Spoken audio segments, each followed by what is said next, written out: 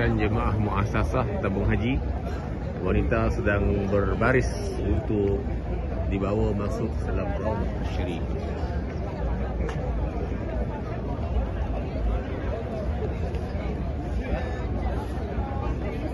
Khabar jemaah Malaysia ya? Titik apa? 62. Ya.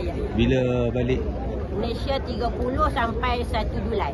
Alhamdulillah, mudah-mudahan dipermudahkan perjalanan pulang ke tanah air. Amin.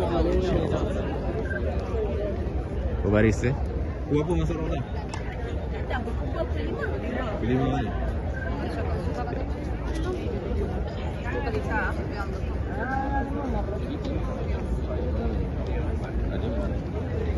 Manakala saya dan jemaah lelaki insya-Allah akan masuk ke Baqi' menziarahi kuburan para sahabat, ahli keluarga Nabi SAW dan juga kaum muslimin muslimat yang disemadikan di sini.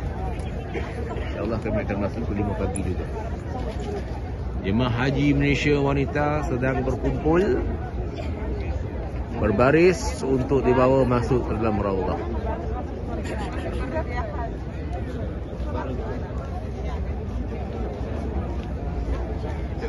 Hari ini 28 hari bulan 6, hari Sabtu 2025.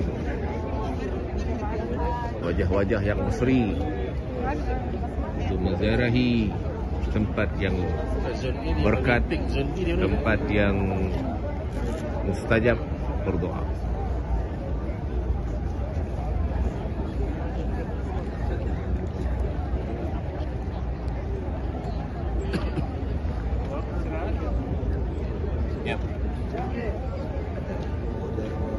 Sedang menunggu lagi jemaah lelaki untuk berkumpul di sini. Belum sampai 5%. Kita ada 72 orang dalam perjalanan.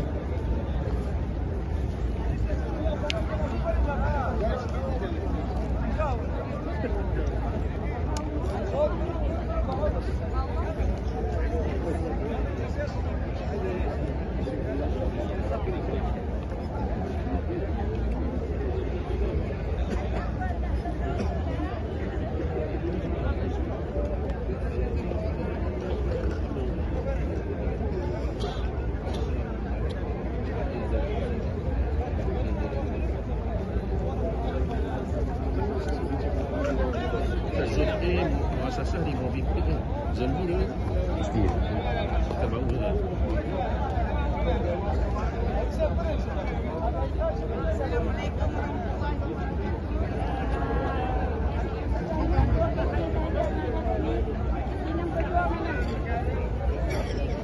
itu Ustazah dia, Ustazah Rohana. Ustaz saja lah. Bukan.